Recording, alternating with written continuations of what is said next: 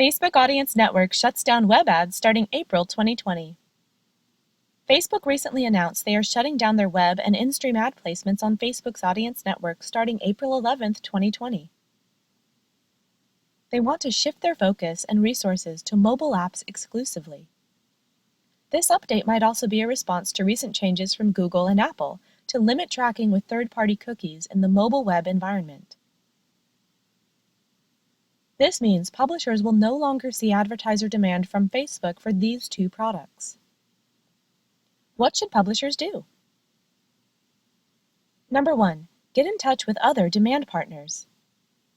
Number 2. Remove the Facebook Audience Network from your bidding integration. Number 3. Remove fan web and in-stream placements from client-side or server-side header bidding setups. Number 4. Update your ads.txt file. You can find more information about the update in our blog post. The link is in the description below. That concludes our video for today. Want to learn how to become an AdSense expert? Introducing PubGuru University School of AdSense.